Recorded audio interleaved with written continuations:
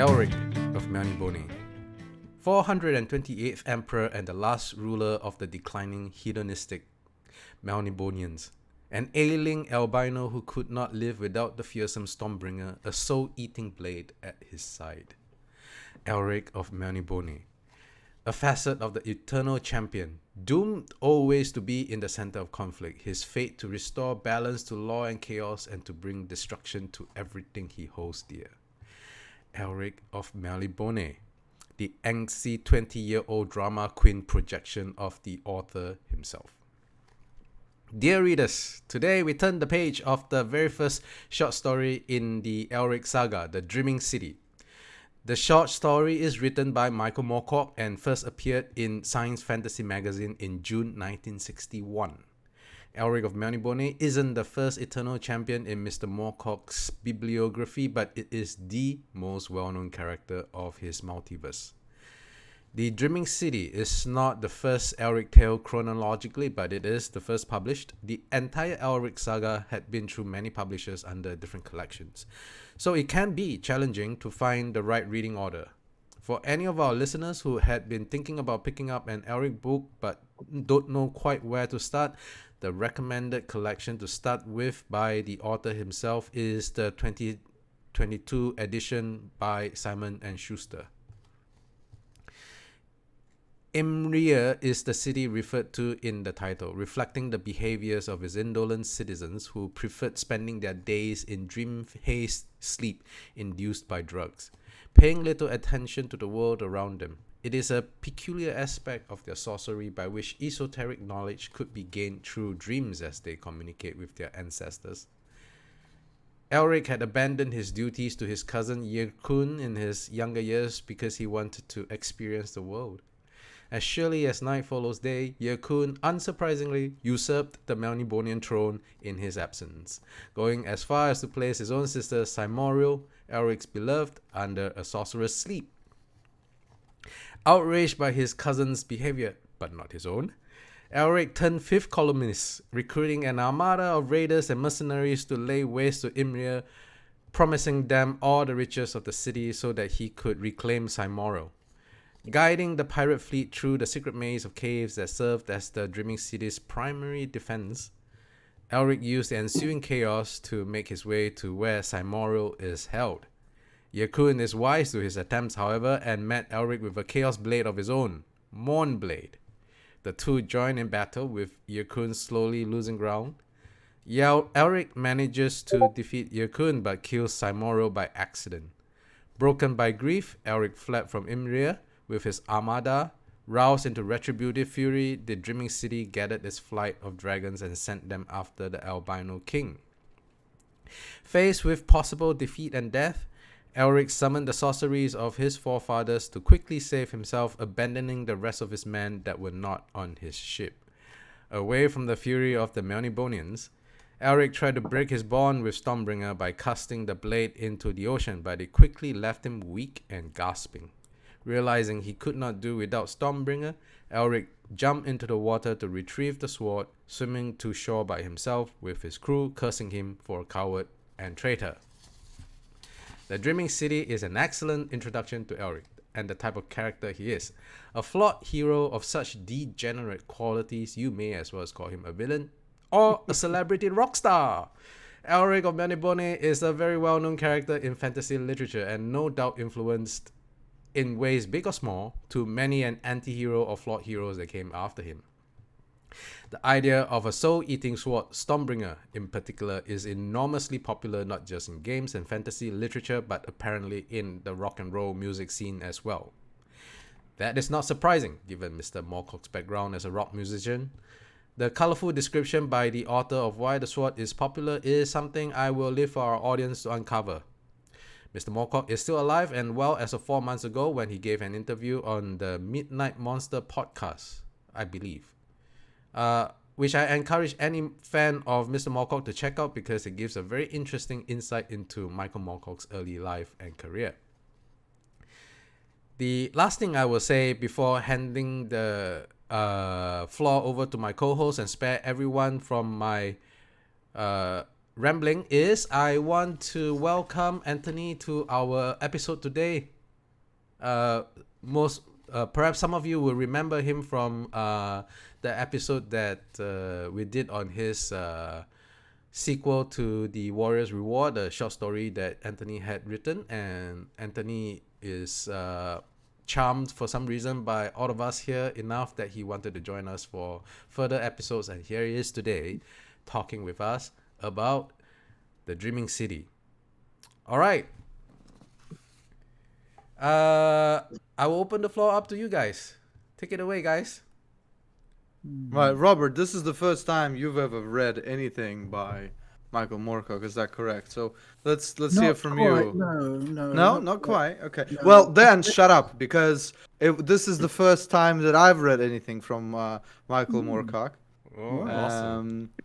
And to me, I mean, it has it has a lot of interesting messages within it. There's a lot of strife. There's a lot of emotions that the character goes through. It's a little bit how do I put this? It's a bit over dramatic, this short story, and it goes into this very very elaborate explanation of everything that the character thinks, which is something that I myself am plagued with whenever I'm writing a character. So whenever I see a flaw that's very similar to mine, it irks me thrice more. But my preliminary judgment is that this would be a great 1 hour special on like a sci-fi or a fantasy channel to watch. You know, it's corny and cheesy in some aspects, but it's really, really epic. And the whole scene with all of these guys sitting in a tavern, best way to start any story, as everyone knows. And then Elric arriving, you knew exactly what was going to happen as soon as they started talking about him and so on and so forth. But it doesn't matter because it's just done so well and it's just so fun. Yeah, and kind of that's kind of my feeling on the entirety of the story. It's just fun. It's fun to see where it goes and what happens. Anyway, what was the other thing that you read from Michael Moorcock, Robert? The Runestaff tetralogy. Okay, Which is fantasy set in the future, in a future Earth. And also I've read his science fiction story Flux. Is that one where he makes a cameo appearance, Elric? No, is that a proper Elric story? No, the Runestaff tetralogy is nothing to do with Elric. Oh, you mean like a book by Michael Moorcock? Okay. Yeah. Fair enough. No, this is the first Elric story I've read. All right. Well, Anthony or Robert, would you like to give us your peace of mind about our drama queen? Yeah, it's interesting. Just riffing off of what Nikki just said. It's really odd to read a story from 1961 now, with how massive Moorcock's influence was between, the 60s and today. It's just reading it now, we have benefited from him so much and from his inventiveness so much. I mean, this was written in 1961, and I was feeling the same way as Nikki, and I had read it before, and I've read a lot of other Elric stuff. So I was coming in with a lot of Elric experience, and I'd read all of the series pretty much over the years back in the day. But this was a revisit to this story again. And it was really sort of surreal to me because, yes, your first instinct as a modern reader really is to go, oh, well, this is derivative. But then you have to remember and stop. And you're like, no, this was written in the 60s. This was like the seminal story in a lot of ways for sword and sorcery. So it really is difficult to read it now without you have to really work to say, no, this wasn't written last year, but it feels like it was because of all of the Dungeons and Dragons material, all the other fantasy fiction, sword and sorcery and fiction that's come out in the intervening decades that it's just, to revisit it. So I mean, I feel like it's hard for me to separate it from the rest of his stories because he really wrote a lot of his Elric. He really wrote the Elric stuff out of sequence, massively out of sequence. But that just is organically as an author. I think all of us can, relate to that if we were writing something and we revisit things, especially even with the experiment that I did with writing the Innkeeper's Burden after you guys had found the story that I wrote, Warrior's Reward, a decade before. And then I'm like, okay, I'm revisiting it now.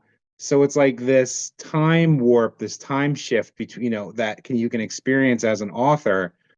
But I mean, and then the whole reading order thing is a massive controversy, I think, along a lot of fans' lines, because I had gotten a bunch of Del Rey like science fiction book club editions years ago that are on my bookshelf. And, I was listening to an audiobook of the one that just came out again in 2022, I think, the current version. And it was like, whoa, when I had read it originally from the Del Rey versions or whatever version they were from Science Fiction Book Club, they were in a slightly different order, but it's like they plunk a different story.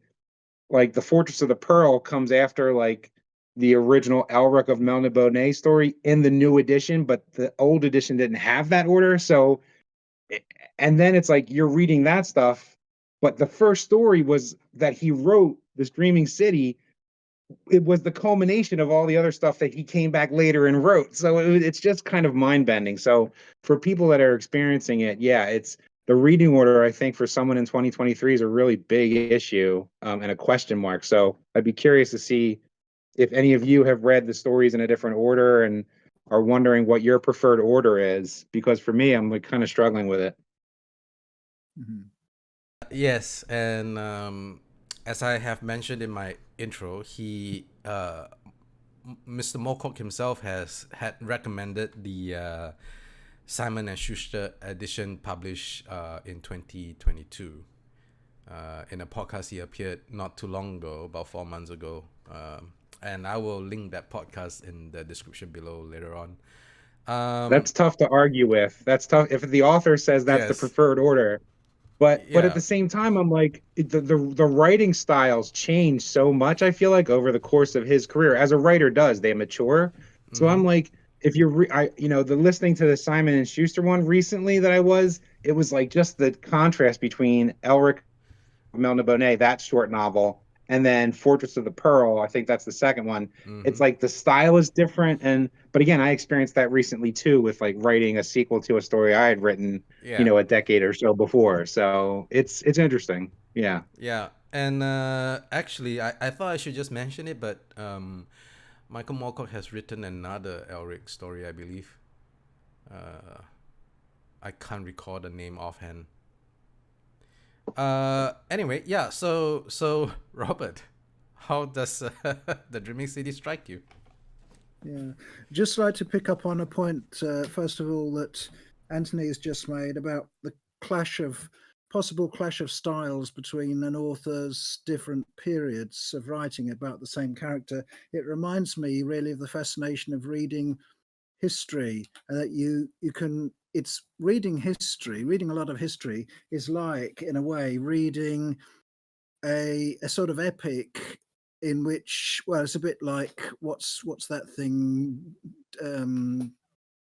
what's Warhammer thing, when loads of different people writing about the same cast of characters, but writing about them in different ways. Well, you can have Michael Moorcock in in his old age writing in the same about the same guy as he wrote when he was young, and it's sounding like almost as though it was two different people writing it. But that's all part of the fun. And to in case some readers don't know, Michael Moorcock was nowhere near inventing the sword and sorcery genre. I would say if anyone deserves the credit, it's Robert E. Howard in the 1930s with the Conan stories. I think that kind of crystallized it anyway.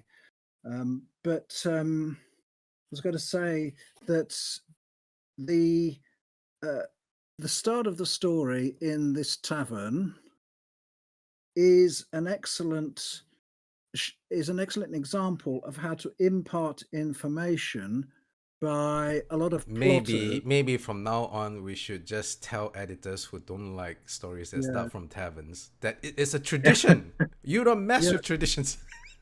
But whether they were arguing in a tavern or they could have been arguing in a tea shop for all I care. But the point is that these plotters were arguing about what is or what is not possible given the situation they were in, and they had different ideas as to what was possible, and that is a superb way of introducing the reader to the parameters of the culture in which the action is going to take place.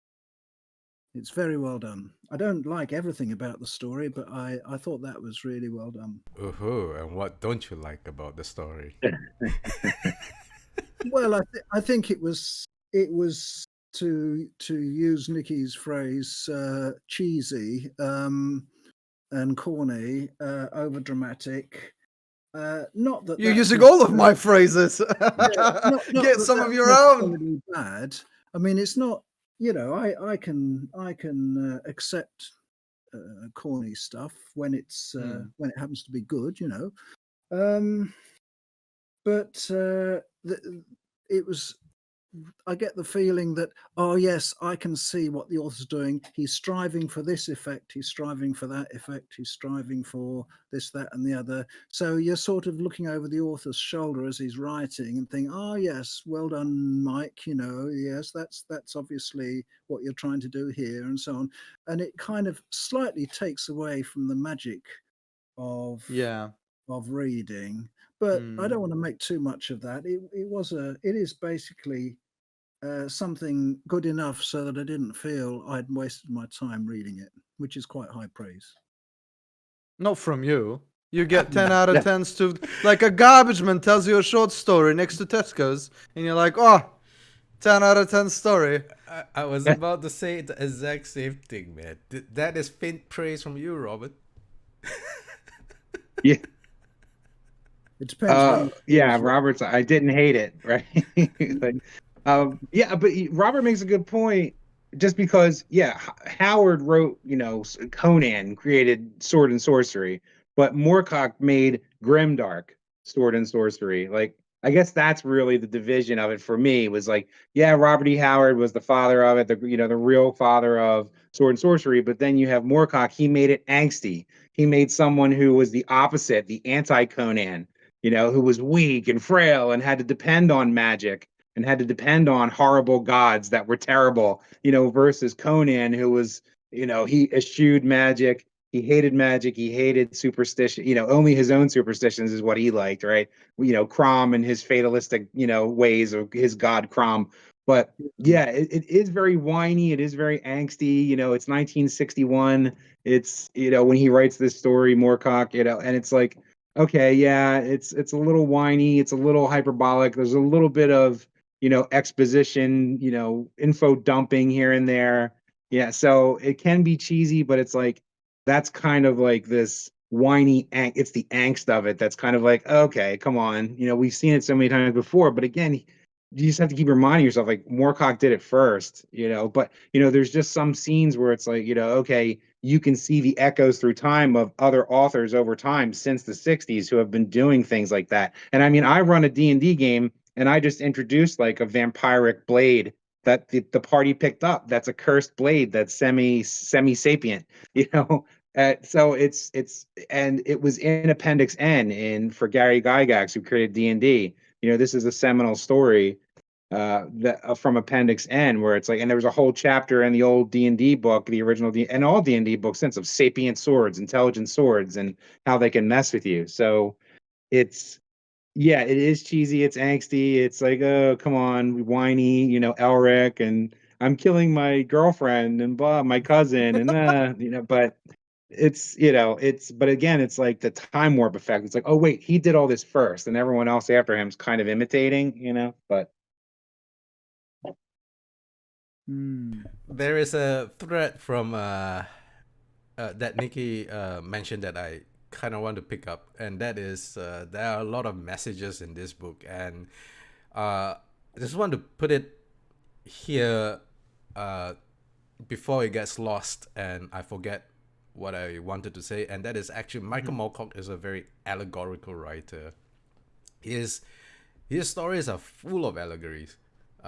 It's not done in such a way where it is super obvious, and if the reader doesn't get it, you can read the story just fine.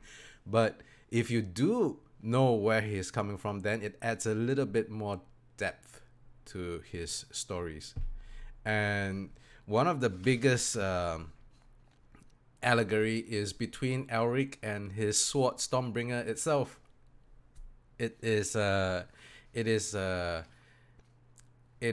point that the author wishes to make on the dependence of man on drugs, basically, and the destruction that it brings. And there's a bunch of other stuff as well. I think like the Dreaming City itself is a pretty is a very strong allegory. But anyway, there's just a bit of a thing that I want to put in before I forget. How 60s is that, right? How 60s Yes. is that? The drugs, right? Drugs is like the 60s, man, you know? So that fits right in with his time period he was writing, right? Like the dependency on drugs, man. And that was the early 60s too. So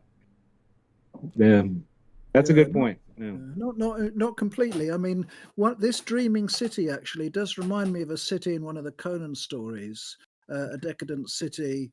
I think it's called Sottle or something like that. Anyway, Conan definitely takes a poor view of these people lying around the city. I wish I could remember the name of the story, but I mean, you don't have to go very far in Conan to showcase someone taking drugs and it's not working out so well for them. I mean, look at the Black Hour of the Lotus. Dragon. The Black Lotus, right? The Black like Lotus, the big drug. But the one I'm thinking of, there's a whole culture addicted to it. But anyway. Right, but Conan beats up the Black Lotus eaters, and Moorcock, Elric is one of the drug users, right? Well, this is actually it's a really good point, because to me this is kind of about, like, the way I went through the story at first. I was reading it and thinking like, oh, okay, so this is like Conan's whiny cousin. But really what this is one of the antagonists from the Conan stories who said, no, I'm not gonna die to the dumb barbarian. I'm gonna get a sword myself and I'm gonna kill my cousin. This is my story now, right? So he's like this angsty villain that was supposed to meet Conan, but then he just decided, I'm gonna be part of my own chronicle. I do believe that there is a comic that featured both Conan and Elric. Oh gosh! Although I don't know what the title is. I remember briefly coming across the cover once. And I was like, oh, interesting. Yeah, Conan's met everybody, like Batman, in the comics, right? He's like Conan versus everybody, right? But yeah, I'm sure there's been crossover. Speaking of which, there was a recent comic book adaptation of the Dreaming City too that I saw somewhere in my travels online. So that might be. I'm trying to see if I can check that out sometime soon. But yeah, I don't know if any of you saw that, but they've adapted it into a comic book. I don't know, pretty recently, but I'm curious to see what they did with that. I have not. I'd like to give Moorcock credit for one really, really, really good sentence in that story. Just one. Yeah. Yes. Well, this is the best one, I think. The sea rose and fell monotonously like the chest of a sleeping water giant.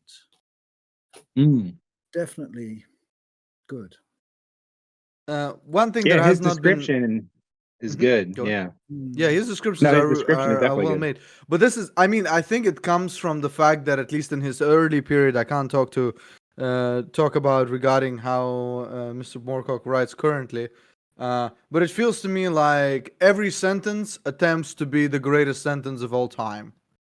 That's one of the things that kind of keeps happening in the story. It's kind of what it makes it so cheesy, somewhat.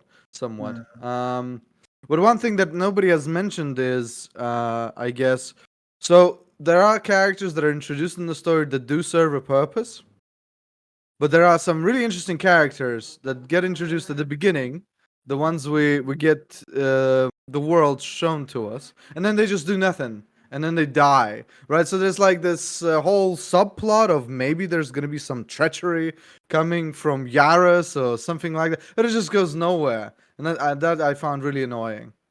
I was like, don't introduce something like this if you're not gonna do anything with it. Don't have a Chekhov's gun on the stage and then not use it. Yeah, it's interesting because by the end, it's like, are they still there when all of his people that he's duped into following him to go back and attack the Dreaming City, Imrryr, are they still there? Or, are they the guys in the beginning? It would have been a better callback if like some of those names were mentioned. I don't know if they were, but Yeah, Just Yaris one is guy. mentioned. Just Yeah, one guy. Yaris, just one I think. guy. Yeah, Yaris Yeah. is mentioned as being dead at some point. Okay. From what I remember, and I was like, oh, okay, right, awesome, great subplot about who was the guy who was sort of a friend to Elric? He was the one that got mentioned. But mostly as a toss away because he gets betrayed very quickly thereafter. I have to be honest, I got so angry about the fact that they didn't matter. I specifically did not want to remember their names because, well, they don't deserve it. But yeah, I know exactly who you're talking about. Yeah. You're talking about one of the ship captains, right? XJ or Yeah, I mean, they were all ship captains. The guys at the tavern, they were all like leaders, right? Maybe not ship captains, but leaders. Let's put it that way. Yeah. Right. And then they just it's like they were kind of all right. forgettable. Yeah. Thank you very much, guys. Or the scene is over. Let's get to scene 3. We ran out of budget. Thank you for coming. Yeah. Bye-bye. Yeah. There's a really cool moment in the story though where Elric comes from the fog, and I wish that the author spent a little bit more time on that scene in particular, because you could really describe the fact that like his skin is so white, right, that he looks like part of the fog. But I don't think it was taken advantage of as much as it could have. And it really, like, another thing that pissed me off, but this happened right when we started this podcast and you guys started talking about it. The fact that the Dreaming City has like 50 backstory prequel stories really is putting me off from continuing this, because I want to know what happened after the Dreaming City. Like, I don't really care what happened before, if I'm really honest.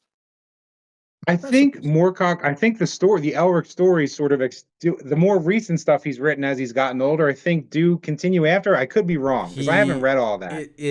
The story continue after and before. It's like the way, because the way more. So first of all, spoilers, but Elric met his end at some point. And so you know that the story does continue after. But the thing is, because as Anthony has said, Elric of Melniboné is a recurring character that Michael Moorcock kept returning to over the years. So he just kind of wrote whatever, and the like, if you're new to the series, finding a place to start is a problem.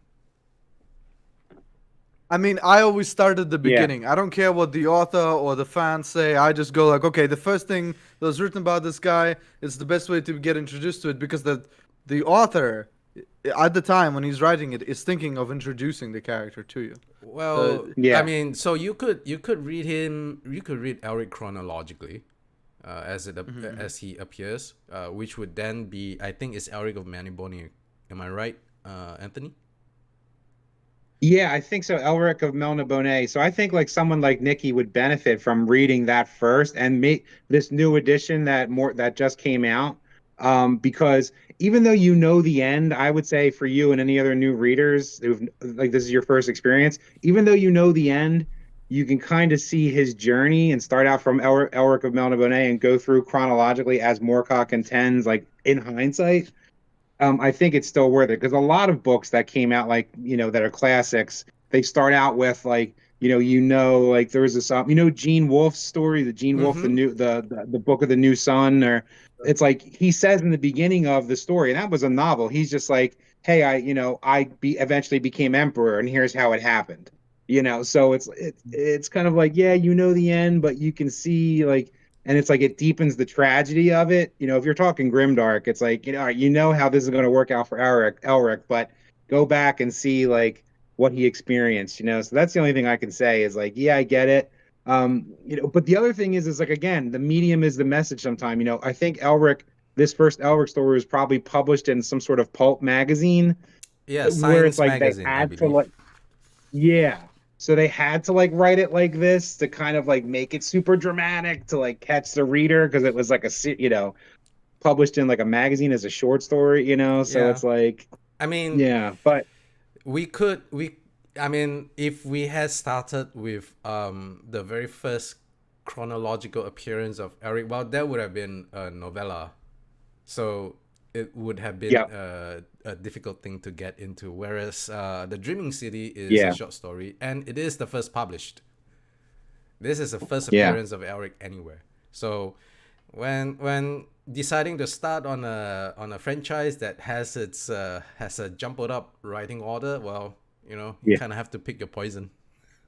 yeah. It's tough. It's tough. That's why time is just a crazy fickle thing. It's just like, it's reading something like this that was a classic, and then it's like, it gets like distorted by time, and. But yeah, I would say, go back and give the other stuff out of chronological order a chance, for The Nikki. I would the say the my tower vote as someone who's read a lot of the other stuff. the Tower of the Elephant. That one, was that the very first Conan story ever published? No. No, Robert maybe knows better than this. He might be a better scholar. I mean, what was the Uh, first story, Robert? Do you remember a Conan story? Wasn't it like? Was it the Phoenix on the sword or it was the something? I Phoenix think of you're the right. Sword, correct. Yeah, It starts In a at tavern? the end of Conan's journey. So it starts like the Dreaming City. It starts with Conan being king. There you go. Because at the time, by the way, I also think this it's like it's kind of not ideal, but that's the way it is, right? And um, the thing when it comes to Conan's story, his first one, it was a cult story. The Phoenix of the Sword is actually By the Axe I Rule. It's a Yes. renamed cool story which was redone to be a Conan's first story. By the way, I Right. just want to correct you on one thing, Anthony. Our Hmm. resident Conan scholar here is not Robert, but Nikki. Thank you very Oh, much. okay. That's Nikki's correct. all right. I stand That's right. corrected. Yeah, I that's right. stand corrected. Nikki is Yeah, the number one fan Nikki. of Robert E. Howard. that's Well, correct. clearly, I didn't know what he just said was the fact. So, okay, I bow to your knowledge on Conan. I didn't know that. So, I didn't know it was a call story. Yes, it is. the laurel belongs to Nikki on Conan. Mm. I'll when I get old enough that I don't care and I have children, I will get a tattoo of like Conan the Barbarian somewhere on me. That will happen at some point. I don't think it matters what order you read the Conan stories in, or for that matter, I dare say the Elric stories, as long as some attempt has been made to reveal what the order is, so that you know where you are. But it doesn't matter if Conan stories, which I've read all of those, and I'm quite happy to read those in any order, that they're independent of one another. So it's not like you're spoiling the plot by reading them in a non-chronological order. I don't think Yeah, and I that mean, is completely true for Elric. It's not as episodic as Conan. Yeah. so I what you mean is like there's more of a through line. there is, but it is jumbled up because I do remember when I'm not a huge Elric of Melniboné fan. You probably take the crown, Anthony, but I do remember being quite confused reading some of the story because I think I started with the Weird of the White Wolf, Okay, right. and Yeah, that was like, what? I remember being What? very confused. What? Yeah. That was like, that was like 3 books in or two. That's like there's 2 books before that one, right? Yeah, So, but then again, in this podcast, I'm the king of reading things out of order because I did read Dragonlance on the second book first. oh yeah, that's right. Oh, yeah. Right. It's like And it's watching the only. Empire I Strikes mean, Back and if we are very before honest, everything it's else. probably the only reason you continued. Yeah. Exactly. No, Oh, but yeah. but The Empire Strikes Back is the only Star Wars film worth watching, man. Yeah, there you go. Hey, Oh, that's shit. that's what they Shots say, right? That's the fired. argument. Choo-choo-choo. I mean, I was born when what's it called? The prequels are not in theaters yet, and then they started being in theaters. So I was a kid who grew up on watching the prequels. And to me, the greatest Star Wars movie ever is Revenge of the Sith. And Revenge of the Sith Oh. happens in the Dreaming City, where they're fighting next to the volcano. It's basically a Revenge of the Sith. The two of them like, "Ah, our swords, we fight!" Explosions behind us, Yeah. There's the Padme scene, where the sister's like, Elric, stop! No! We will all be destroyed! And all that. That's a good point. No, that's good. No, that's a good point. Yeah, I didn't think of that. That the echoes there of that whole. Yeah. Oof. There is a Interesting. lot. There is a lot of Elric in Anakin, I have to say. Yeah, but then Oh, yeah. but then it's like the whole thing is just like around that time, Woodstock and all that shit. Sorry. Yeah. Yeah, I mean it's interesting in terms of seeing Elric's progression, but I mean I don't know. That's really you, man, Nikki, you really threw me because the echoes of like, I wonder if Luke, not to give too much credit to Lucas as a writer, but yeah, all the echoes of in Revenge of the Sith, right? Oh wow, of like the fight at the end and Padme. Wow, you blew my mind right there. Like, I'm not a huge prequels fan, being much older than you, but it's like It's the very. so I I mean, It was the very first thing I thought of when I was reading those passages. I was like, all right, so we don't have Obi-Wan here, so it's Anakin versus crazier Anakin. I mean, the thing about Michael Moorcock is, regardless how you feel about him and his drama queen projection, he did have an enormous influence to pop culture. Yeah, he did. And I mean, if you read those other stories, it deepens the character and makes him maybe less whiny and more sympathetic. If you I will read the say other this stories, now. I enjoyed what I read. I've enjoyed it, but I didn't enjoy it like I would go to Louvre and have a look at Mona Lisa. I enjoyed it like it's Friday night and I've got a huge bag of popcorn and things Yeah. are about to go crazy because I think I've that's had how a you're tired supposed week. to. And I want to Yeah. see Anakin Skywalker go kill other Anakin Skywalker. Sounds great. Sounds like a good night. It's interesting because there's other side characters like in the story in the Dreaming City, like Divim Tar, and Tanglebones gets more, screen time, so to speak, in some of the other stories. But why So you he's get dead? to- I don't care. This really annoys me. It's like I don't. Okay, I think Everybody gets dead in the end. yeah, Robert. But like, if I know that he's already dead and he's a fictional character, I'm probably not gonna care about it. Now, if this was like the secret life of the servant of Julius Caesar and the things he learned, I'd be like, oh yeah, that's fascinating because now we're finding out something new. But like, now I'm just seeing this guy as like a device for plot, right? To be furthered. I don't. This is where we have to disagree. I just don't get your. I don't get your attitude at all because you're looking back on a endless tapestry of time with characters who are born and do things and then die, and you can go into that tapestry at any point, and the fact that they're all going to die at some point doesn't matter a hoot. I mean, it would be more disturbing if you knew that they were going to live forever, because that would introduce a note of unrealism in it.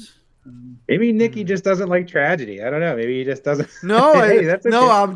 I guess the point is that like I don't care about the boring servant who was boring in this story, and I don't need to hear more about him. Oh, Like, that's a But it's like the other stories make him not boring, I guess, is my argument. I don't know. Yeah, Maybe okay, Robert would agree. but then I'll be pissed off when I'm reading the Dreaming City. I'll be like, oh yeah, it's my favorite character, the Bone Man, or whatever his name is. And I'm like, oh Robert man, he's said, so boring. right? All men must die, right? Valar Morghulis. That's Like true. we all die. We all know the end, right? It's like we all die. That's true. Like That's go, very I don't true. know. It makes it more bittersweet. Maybe that's the argument. I don't know. I like tragedy. I like tragedy a lot. Okay. But let me put it this way: if Bone Man or whatever his name is, I'm really sorry. Tango Tanglebones. Tango Bones, whatever. I'm sorry. It's forever Bone Man in my head.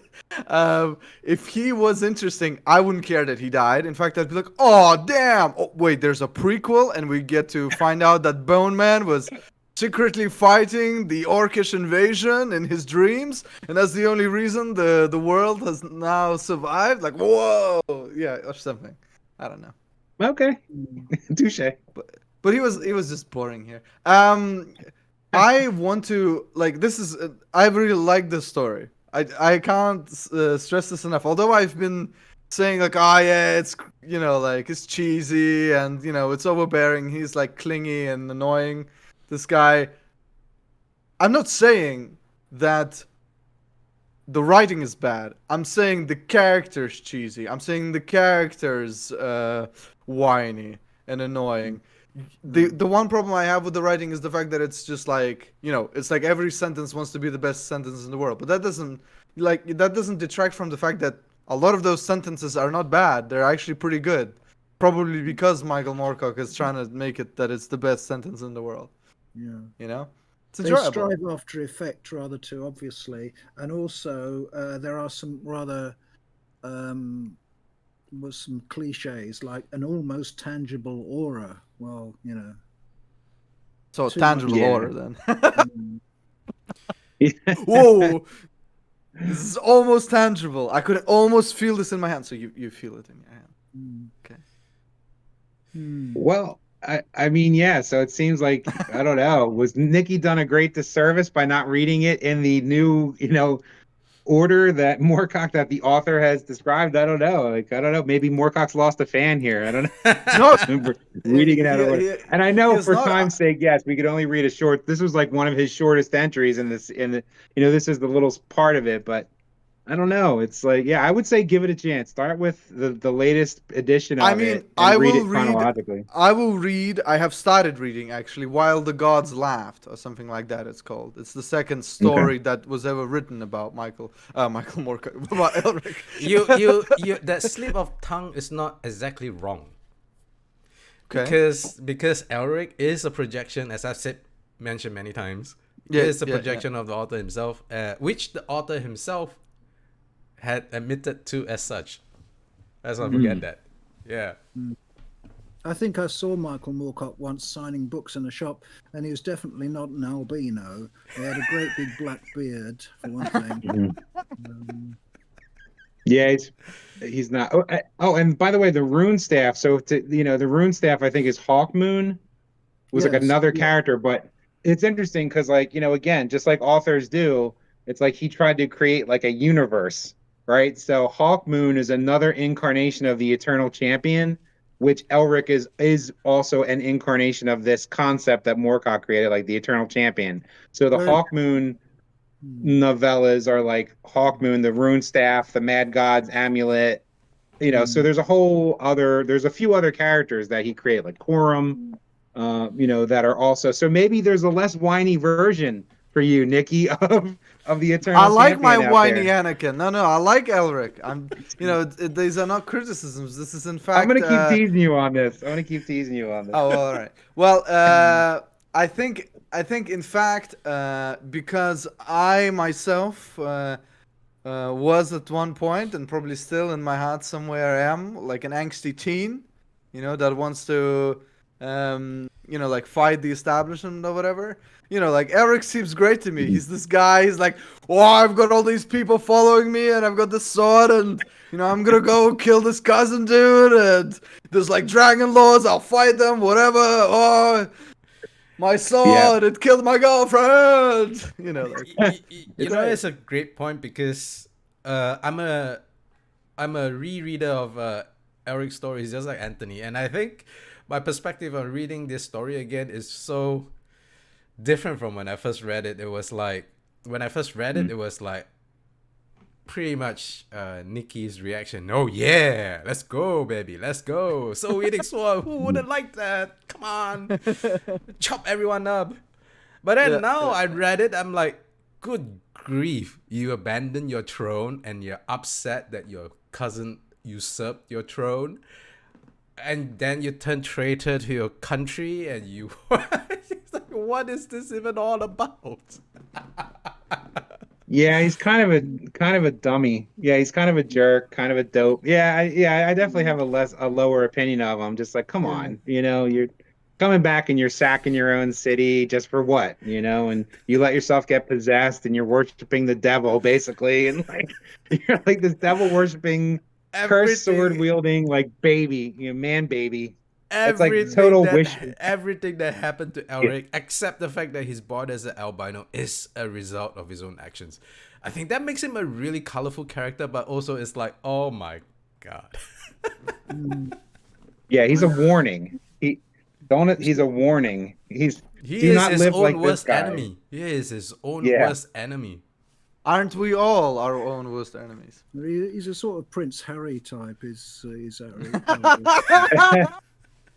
Topical, Robert. Oh man, yeah, but it's definitely not. I mean, again, yes, I envy his prose and his description, and his placement in time, Moorcock's placement in time that made him before all the glut of this, But it's like sort of weird to go back and like as an author or an aspiring author, and you're like, oh man, if only I was alive back then, maybe I could have wrote something that was, And so it's like, can you take a person out of the context of their time and like, but it's like, I don't know. It's like the description's great, but yes, a little too much info dumpy, a little too whiny, a little too angsty. But the other stuff, you can see the maturation of Moorcock as an author with his later Elric work and his other work too. So I would say, keep reading and checking out some of his stuff as time goes on. I think the Dreaming City is written when he was in his 20s, so you kind of have to expect. It shows. Yeah. I mean, yeah. Oh yeah. Shows. And the thing is, I'm definitely gonna put down the link to that podcast because the author himself sounds extremely chill. Like he's a really chill dude. Yeah. Absolutely. Unlike his character, I guess. Unlike his. Well, maybe Elric would have been pretty chill once he gets old enough. I mean, it doesn't sound like he gets old enough. No, he doesn't. Yeah. Just out of curiosity, how much of stuff happening? Because the what's it called? The second story, the one I'm currently reading, something about gods. That one is happening after the Dreaming City. How many more are happening after the Dreaming City? Is there a lot, or is it more like? I have to defer to Anthony here. I'm gonna have to defer as well to just going back and having to do more research. I don't know. That's a good question. Like, it's been so long since I've read all this stuff that I'm kind of revisiting it, which I think is a good thing. Like, I think, if we're I always try to see genre fiction as having the potential of having capital L literature, ascribed to it, whereas a lot of people kind of poo-poo it, but I would think that I need to go back. This makes me want to reread and figure out, where does this land in time with all of his Elric work? And there's some stuff that I haven't read. His more recent work, as far as Elric is concerned, Moorcock's more recent Elric stories I haven't read. So I'll have to go back and enjoy the whole series again. And I think that's part of it. If you were going to make it as elevated to capital L literature, when you really love a great story and a great series of books, you go back and you reread them, sometimes maybe in a different order, and like experiencing them in a different way, and as an older person yourself, you know. But that's a good question. I'm gonna have to go delve in and hopefully enjoy the ride along the way. So, but yeah, that's a good question. I'll have to get back to you on that though. So, All right, all right. Yeah, I only remember the Elric of Melniboné as like the one that is solidly about before the Dreaming City, which is about him and his cousin and his cousin's sister and all that. yeah, and I think like then there's the next one is Sailor on the Sea of Fate. And I think it's like all he goes on this quest, and I'm kind of forgetting like why he really leaves Yurkun in power with Cymberil there. It's like he leaves and goes out and he has to find the rune sword and everything else, and he travels around the world and then Well, I eventually think I comes think back. I think the reason why he went to look for Stormbringer is because he is very sick. He's born Okay. sick, and Yeah. from his sorceries, he found out that the one way he could, because he took all those drugs. He's a pretty good pharmacist. Okay, okay. Yeah. Yeah, I mean, he's a pretty Yeah. good pharmacist. It's the only way he could keep himself alive at that time. But then it was not enough, and he was slowly getting to a point where he is about to croak, so to speak. And so his research turned out that he needed this Stormbringer. So in a last ditch attempt to live, he went out and found Stormbringer. And that's the reason why he Yeah. left Melniboné. Yeah, so I mean, his whole character arc is really a deconstruction of the heroic stereotype. And and honestly, if you look at other books that were written in that time period, if you look at Dune, everybody thinks Dune is about how great Paul is, right? But ultimately, you see that we shouldn't fetishize heroes. And I think like between Moorcock and Frank Herbert, who wrote Dune, there was this in the 60s, there was this deconstruction of Tolkien and Robert Howard and all that. So it's like, yeah, so Elric's journey really is a send up and a deconstruction of, what the hero stereotype to become the anti-hero. So it's like a cautionary tale. Like you really shouldn't want to be like these guys, I So should or I should say that Moorcock had described Tolkien as a fascist. yes, he doesn't like Tolkien He at doesn't all. like Yeah. Tolkien. He didn't like Howard. He didn't like I Mhm. should say he didn't like the works, their works, not the people themselves, but he didn't like Right. Lord of the Rings. He didn't like Conan the Barbarian. He didn't like what's his name? Starship Troopers guy. Name Heinlein. escaped me for Heinlein? Heinlein. Heinlein. Robert yes. Heinlein? Yes, Heinlein. Well, Yeah, so Heinlein it's like really this, was- after a few decades, someone wants to come along and subvert the tropes, right? Subvert the tropes of the prior What were generation you of the fantasy what were you genre. what were you trying to say, Robert? I was being a About bit Heinlein? flippant. I was saying Heinlein really was a fascist in some ways. Yes, you. I Have you would read not I Starship would not I don't know disagree about with I that. don't know about Tolkien. I mean, like, what's so what? I don't get it. I That doesn't am make any not quite sense to sure me.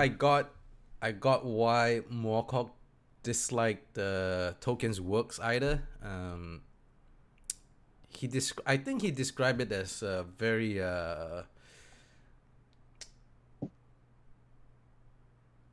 too much hero worship, I would say. Yeah, pretty much what Anthony has said. I mean, Yeah, all right. like So Deferment to authority, basically. right, too I conservative or something. I would be very curious to find out more about what exactly he didn't like about Robert E. Howard, because Robert E. Howard is the father of dark characters. I mean, look at Solomon Kane, probably the darkest character of all time. He's like a priest who uses dark magics and necromancy later in the series. and the help of like horrible curses to fight the unholy powers, right? And he's just sort of this guy who you know how you could find out, Nikki?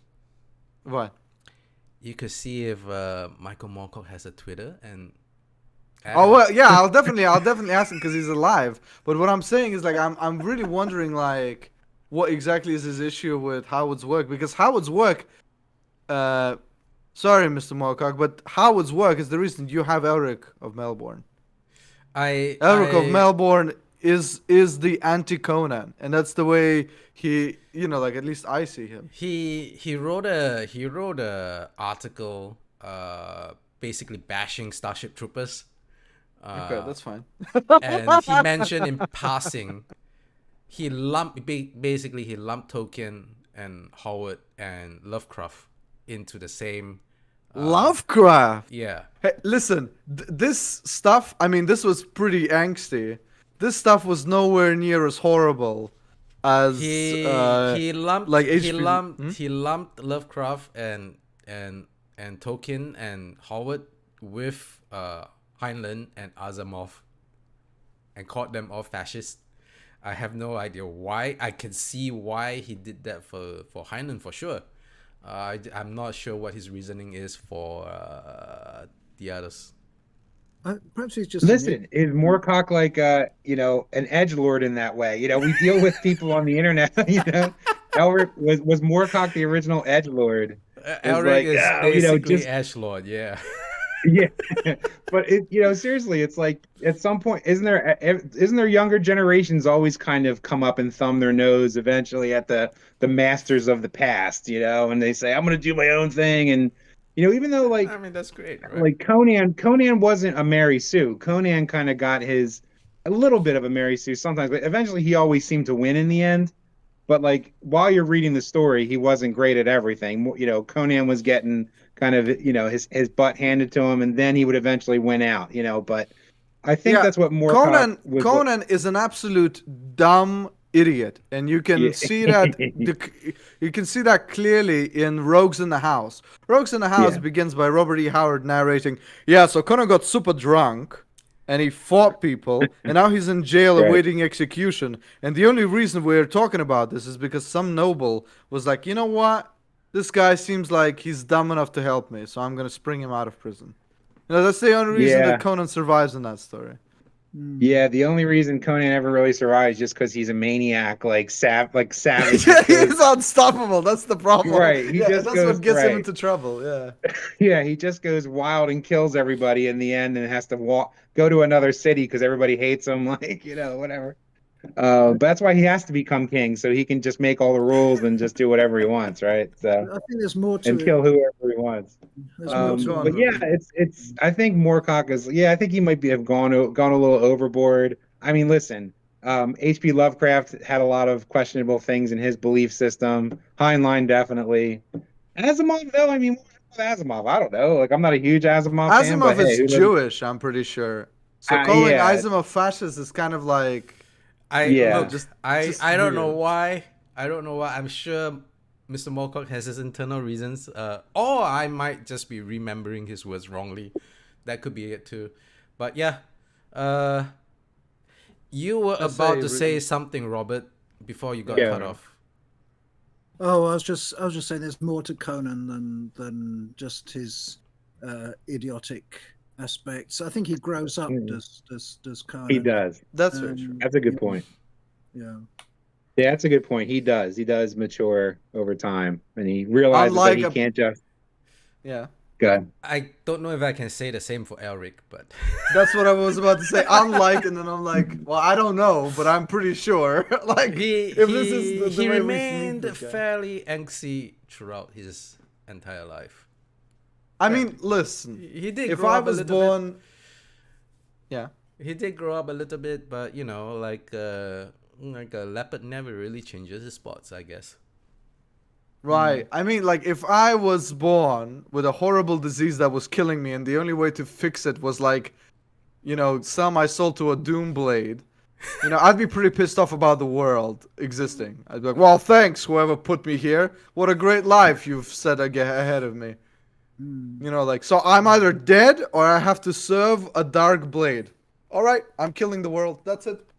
It's over. All right. Yeah, I mean, the stories really have to be an allegory for drug use. I mean, because like XJ was saying, like he starts out and he's taking all these drugs that his society's feeding him, and then they stop working. So he has to go onto like a worse drug, which is the sword, right? So he Yep. has to go out and find it. So it's like this self-destructive path that is definitely a drug allegory. You know, it's like no drug is ever going to be a good thing, you know? So, and it Yeah. eventually will kill you in the end. Yeah. Okay. I gotta be the bad guy because we are at the hour, and let's round up this discussion on Elric of Melniboné with a ranking. So let's go around the table, so to speak. Robert, why don't you start first? I'll give it a 6 out of 10. I think. Ooh. I mean, Fairly- for Fairly those well, of respected, you know. yeah, for those of you who've never seen an episode and this is the first time you're watching this and you're like, oh yeah, that seems okay. Robert Gibson does not give out like such scores ever. Mostly it's 10 out of 10 or 9 out of 10. So 6 out of 10 Oh, 11 out is of 10. yeah, or an 11 out of 10. 6 out of 10 is literally he wishes to stab people who created the work. You know, that's 6 out of 10. Anyway, please carry on. Yeah, so what about you, Nikki? What's your score? I mean, all right. So, I've been thinking about this a lot, and simply from the amount of enjoyment I got from reading this and imagining this, and especially the fight with the eunuch's archer and the Anakin versus other Anakin. Or I mean, I should just refer to episode 3 fight now as Elric versus Obi-Wan because that's what's happening. Um, I would say, man, this gets a 8.5 out of 10 from me. It's awesome. It's so fun, so great. The second story about this character has to grow up though. If the second story is exactly like this, then I'm just not gonna be as interested. Yeah, that's what I would say. It's great on its own, but if it's all like this, then I would be like, What about you, Anthony? Yeah, this is a tough one just because I knew, you know, just going into it, I couldn't like erase my memory of everything I knew. So going into it, I would say I have to give it, oh, this is a tough one. I'm going to give it actually like a 7.5 because just with the caveat that, you know, it suffers from just being very melodramatic, but it's like I can't separate myself from like just give the character a chance, you know, go back and read the other stuff, you know. So for anyone who's out there, but I would give it a 7.5 for, you know, its colorful description, for but I can't separate it from like how seminal it is as far as grim dark, you know, dark anti-heroism kind of fantasy is concerned. So it saves it from being a little lower. So I would say 7.5. And, you know, for anyone out there, like I said, listening, like Nikki included, go and read some more and maybe check out Moorcock's Preferred Order and the Simon and Schuster versions that just came out recently and see what you think. Don't start with the Dreaming City usually. So 7.5 for me in the end for this. Yeah, I would give it a 7. It's a pretty enjoyable read, fun. Elric is so eye rolling, and immature in the Dreaming Sea, but that is something that is meant to be that way, I think. So I I also- gave the highest score, pretty much, and Robert gave the lowest score. No, sorry, go on, actually. pretty much. Duly noted. The reason it's midway between you and Robert, Nikki, is because for me I'm a returning reader and my perspective on Elric has changed quite a lot. When I was a kid, this was like amazing. I would have given it 9 out of 10. But Mm. rereading it is like Elric is just is a drama queen. Is really a drama queen. Yeah, man. And so Elric is a very colorful character, but it's not somebody that I would enjoy reading for very long, I think. But also at the same time, like Anthony, I cannot separate how important Elric is in like the fantasy traditions. So yeah, to be fair, it has to be a above average score because it did set the tone for a lot of things that came later. All right, and we will wrap up the podcast on Elric of Melniboné. And for any one of you out there thinking of picking up the story, as we have mentioned multiple times in the podcast, the author's recommendation is the Simon & Schuster edition from 2022. And if any one of you liked and enjoyed the podcast, please give a thumbs up, comment, and help us grow the channel. And have a great day.